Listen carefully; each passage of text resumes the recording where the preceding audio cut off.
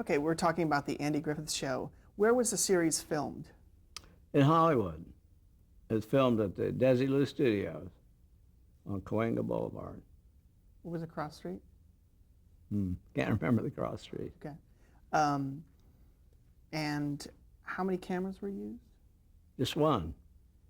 So this was not a studio audience. Oh no. Was that usual for the time? Well, there were. It was more usual then than it is now. In fact, I don't think there is a situation comedy shot that way today. There were a few done that way then, but it was shot like a movie. That's why it took us so long to shoot it. That's why we took 30 or 40 hours a week to do it. Where would you do the location? That was in Culver City, a place called 40 Acres. And Desilu owned that too, as I recall. And I think maybe they rented it, but I believe they owned that. And that's where we had the front, the front of the sheriff's office and front of the house that Andy lived in and so forth. And that was a standing set, or did they break it down? Standing. Okay. And did you do the studio stuff first and then the location, or vice versa? Do you remember? Monday morning we would start down there on the outdoor stuff, and then we'd come in and do the interiors. Can you talk a little bit about the town of Mayberry? It sort of entered the annals of pop culture history. What does Mayberry mean to you? Well, it was a little town, tiny little town of yesterday, I guess, where everybody knew everybody, and it was full of these funny characters.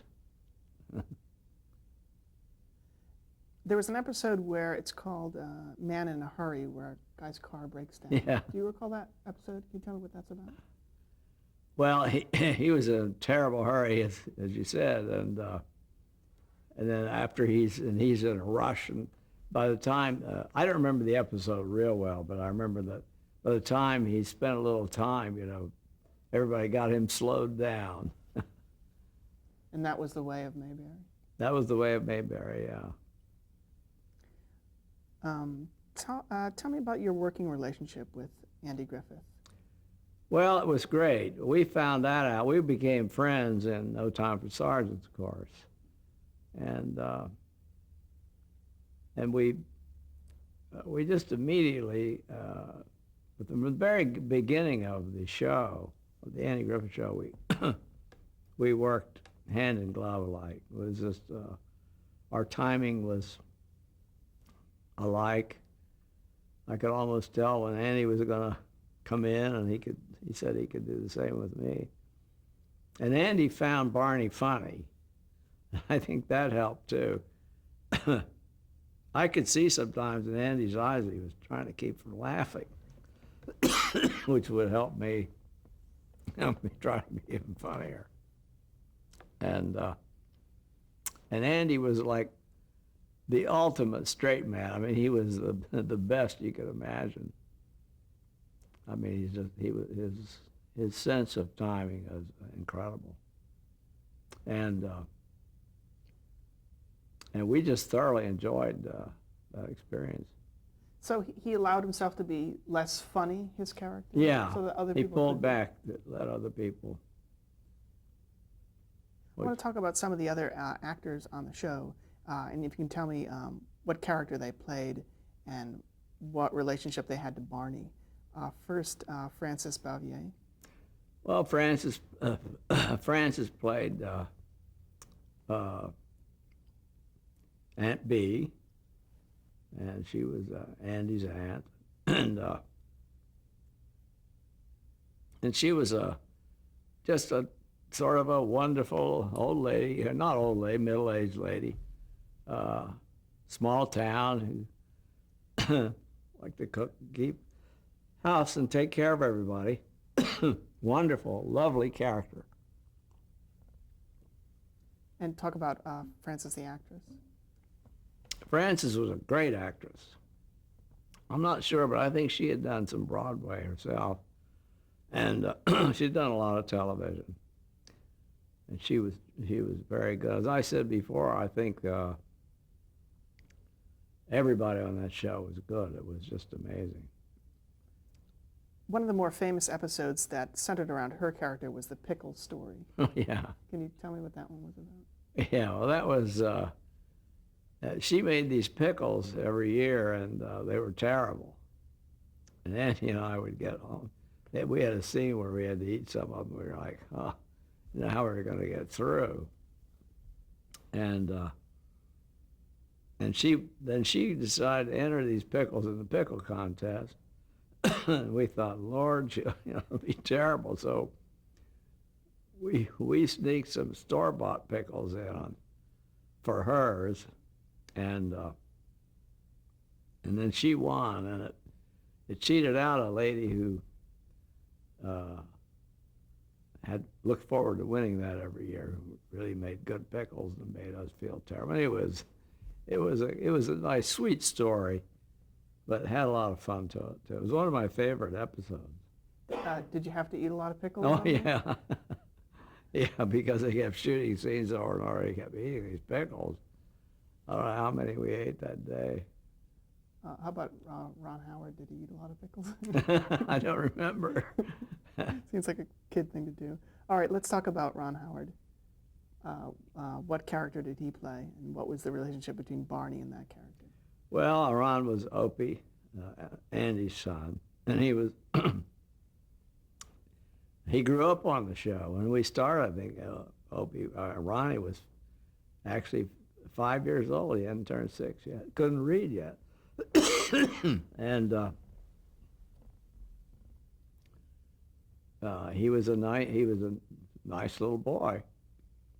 And Ron was a natural actor. To be as good as he was at the age of 5 is incredible. I couldn't believe it when I saw him act. But he could do a tearful scene or a funny scene or whatever you gave him. He just instinctively knew how to do it. It was amazing. Can you talk about the relationship he had with Andy Griffith? Oh, they got along great.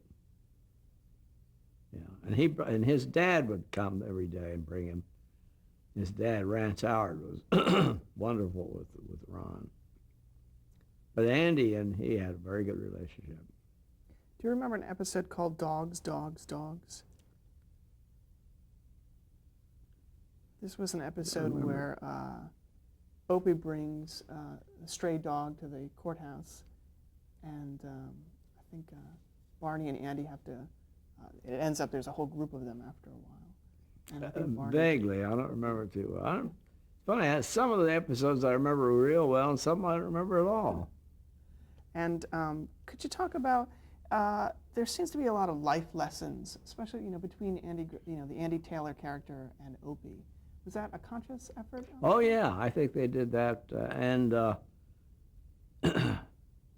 and you hear a lot about that from people who watched the show. That there were sort of moral lessons taught. It was sort of model behavior for a father. Did that start right from the beginning? Yeah, it did. Let's talk about Howard McNear. Howard McNear is one of the funniest men I'd ever want to see. He was hysterical. What character did he play? He played the barber, and Howard, you really and truly could not tell what he was going to do, what reading he was going to give you, what gesture he was going to give you. I mean, because he didn't know himself. And when they turned the camera on, he would just sometimes crack you up so you couldn't finish a scene. I ruined a lot of takes laughing at Howard. And what was Barney's relationship with Mrs. Floyd, I guess? Well, they were friends, of course, but they were always arguing. And oh no, wait a minute, I'm thinking of Hal Smith, thinking of Otis. No, he was very friendly with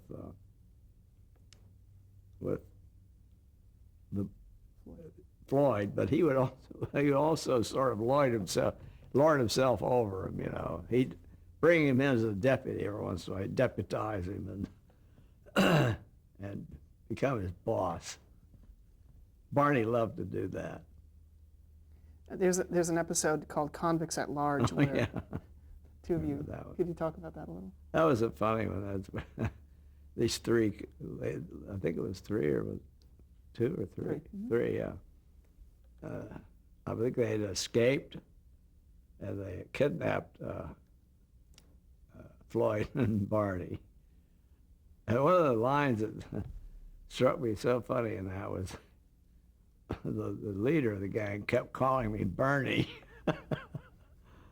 And finally, Howard turned to me and said, well, what do you think we ought to do, Bernie? Barney. It always struck me funny. We were talking about Hal Smith.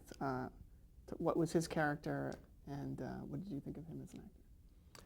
Well, Hal Smith played Otis, the town drunk, who would come in and lock himself in jail when he was drunk. And a very funny character. And Hal was very good at it. And Hal Smith was, he did a lot of voices on radio, did a lot of voiceover work in animation and so forth. Very busy actor. A great storyteller. Hal was a wonderful storyteller. I never saw how when he didn't have a new story to tell you, where he got them all. Funny guy, very enjoyable. Betty Lynn.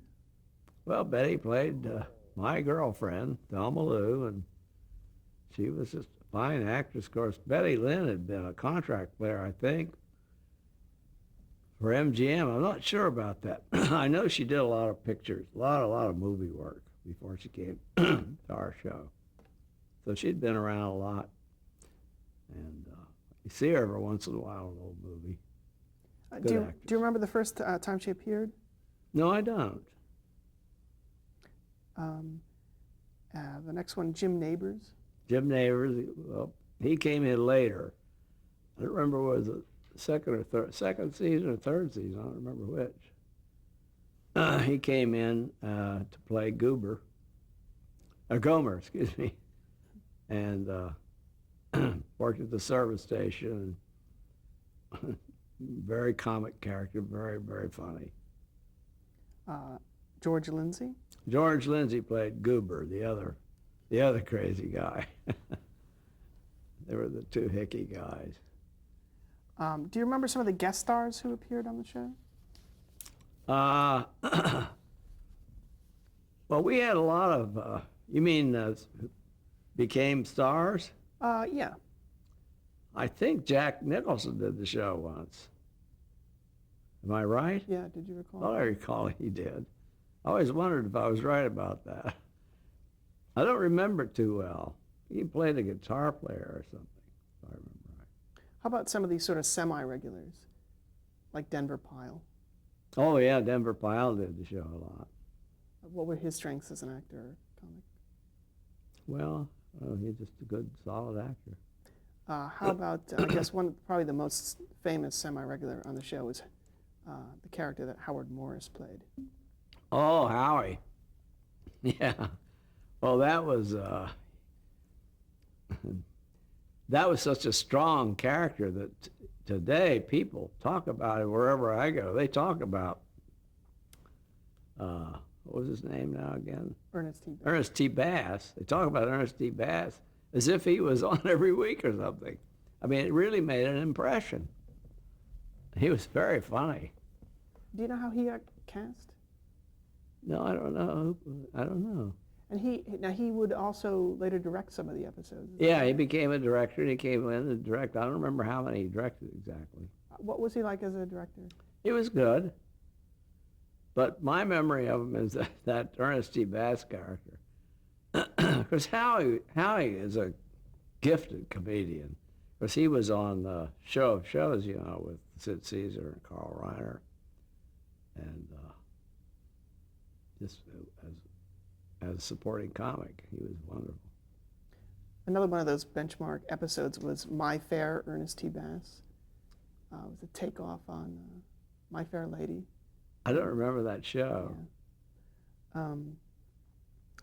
Let's talk about some of those directors. We were talking a little bit about Bob Sweeney. He directed the majority of the episodes. And what kind of atmosphere did he create for the set? Well, he was in charge. You knew that, and but mainly he, as I said, he had a great sense of humor, and he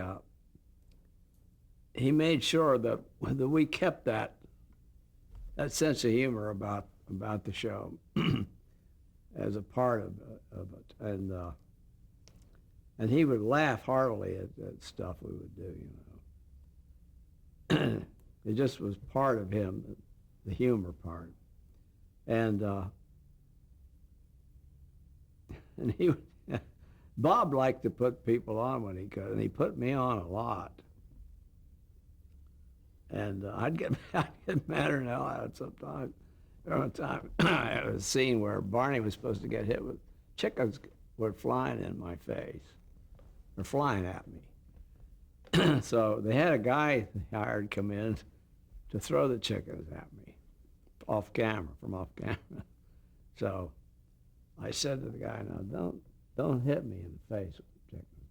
Hit me in here." Okay. Well, Sweeney heard me say that, so he tells the guy, "Hit him in the face." The guy, action, wham! He starts hit me in the face with those chickens. Why did I get mad?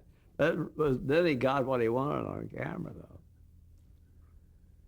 Another time, Sweeney, I was supposed to run out in front of a car, and so the guy had to throw on his brakes, squeal, keep from hitting me. And I was always nervous about getting too close. And I wouldn't get out there in front, So Sweeney kept yelling, "Get out there, get out there." He said, "You got a stunt driver in that car. He's not going to hurt you." And he finally had this guy stop about that far from me. Scared me to death. I looked up and I couldn't see Sweeney, but I could hear him laughing. He's down behind the camera roaring. He kept a lot of fun going on the set, even though that one was at my expense. Let me name just a couple other directors. Jeffrey Hayden. Oh, yeah. He directed quite a few, as I remember. Don't remember him too well, but... Richard Crenna. Yeah, Richard didn't do too many. I don't remember that he did many. The last one I want to mention is Alan Rafkin. Alan did a lot of them. Kobe Ruskin did a lot of them, Right. too.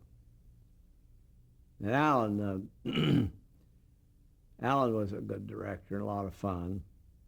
And when I went over to Universal to do pictures, I asked them to hire Alan to direct my first picture. She did. How would you compare Alan Rafkin's style to, say, Bob Sweeney's style of directing? Well, Sweeney was more thorough in the way he would talk to you about a scene. He would get into it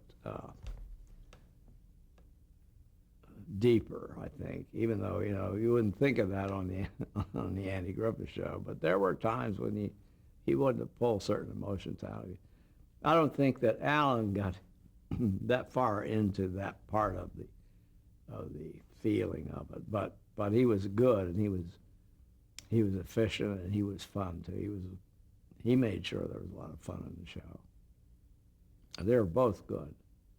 I want to bring up just one more because you mentioned him, Kobe Ruskin. Yeah, Kobe was fun. Kobe was good. So the atmosphere on the set was always a happy one? It was really fun. I've never been on a set where there was more fun than the Andy Griffith Show. And I enjoyed it thoroughly. It was just, I think it was really because of Andy. Andy was always up and always fun, and he just kept that going. What was the audience reaction to the show? Well, we were astounded. I mean, the audience, we jumped right into the top 10 immediately. Never looked back. It was just, they ate it up right away. Did you get close to any of the writers on the show? Oh, sure. As a matter of fact, again, when I went to Universal to do pictures, two of the writers, Jim Fritzell and Everett Greenbaum, I brought them out to write the first picture. We did a lot of, they wrote three pictures for me. Could you describe both of them personally? How you thought of them? Well, they were characters. Everett, unfortunately, just passed away. He was a funny man who would come up with wonderfully crazy notions. Jim was quieter, and he was more of a constructionist, guy who could get you from point A to point B and so forth. But they were both very imaginative and real characters. You'd when you sit down and write with them, there'd be a lot of talk about everything except writing for hours before they'd get down to work. But they'd get it done. They were fun. Just want to talk about a couple of the episodes, just if you remember anything about them. One that's sort of famous is Barney's Sidecar. Oh, yeah. Could you talk about that one? Well, that was Barney. You know, I don't remember the story too well, but I remember that I got a hold of this someplace. I got a hold of this motorcycle with a sidecar. And for some reason, Andy, I don't remember the story that well. You know what I remember about that? It's one of the funniest sight gags I ever saw that we did was I was going to take Andy for a ride, and he came in and sat down in the sidecar, and I shot out and left him sitting there. I remember that joke. I don't know where we got that joke. I know somehow he convinced me that I had to turn that over, had to get rid of it somehow. I forget how. Do you know whatever happened to that motorcycle? No, I don't. There's an episode called The Shoplifters where Barney dresses up like a mannequin. Yeah, I don't remember that too well either, but I remember doing that. Yeah. Was it? Do you remember the makeup? Or? Yeah, that was a mess. Just a few others. Andy on Trial. This was Ruta Lee had guest starred, and Barney ends up testifying for Andy. I don't remember that one. Okay. Last I one. remember Ruta, though, Yeah. doing the show. What did you think of her? No, she was fun. One last one I'll bring up is Barney's Physical, where in order to pass the test, Andy has to stretch him. He needs to be stretched. Oh, yeah. Do you recall? I just remember that, but I don't remember much else about it. Okay. I ought to start watching the show again. Now, for the very first season, you won the Emmy Award. How did you feel about that? I was stunned. It never even occurred to me I would get an Emmy Award. I was really surprised. Do you remember your acceptance speech? Did you prepare one? Yeah, I said, I don't have anything. I got to laugh because I said, I don't have anything to say because I've always been a prepared loser. I got to laugh. Why do you think the Andy Griffith Show was so popular? Well, it's hard to say. If you're in a show, it's harder to say than if you're somebody watching it. I don't know. I think it had a lot of good, solid humor that people could identify with. And again, that business of Andy and Opie, I think that was solid. People had a good feeling about that. I think the show gave people a good feeling, and it made them laugh. Why did you leave the show? I left because Andy had said he would never do the show longer than 5 years. And I had a 5-year contract, and during the 5th season, I thought, geez, I better start looking around for more work. And I wound up getting an offer from Universal to do movies and do my own pictures. And then Andy suddenly said he was going to stay on another 2 or 3 years. Well, I'd already cast my lot, I guess. So you had already signed with Universal. I hadn't really signed, but I had said I would, and I had focused all my attention in that direction. And I don't know, I just went ahead. But I was very, it was a tough time for me because I enjoyed the Griffith Show so much that I hated to leave. I never expected it to go on. Were you getting offers to do your own series at that point? Yeah, I had interviewed with a lot of people. I had some offers, but You remember movies, that's what I Oh, wanted. movies. But do you remember any specific series ideas? That it would just be. I don't remember any ideas. One of the networks wanted me to do a series. I'm trying to think which one, though. Can't remember. Did you have any dealings with the CBS brass? William S. Paley, did you ever meet him? No. How about Frank Stanton? Mm-mm. Now, during the run of Andy Griffith, you made a number of appearances on variety shows. Mm-hmm. I'm just going to mention a couple of names and tell me what you remember. Dinah Shore. Did the Dinah Shore show. That was fun. I remember Lloyd Bridges and I were the guests that week. And it was a wonderful show. Did the two of you do sketches together? I'm trying to remember if we actually did one. I think we did. But I remember doing the show. I remember it real well because it was like the first the first variety show I had done after leaving the Steve Allen show. Okay, we're going to stop tape here.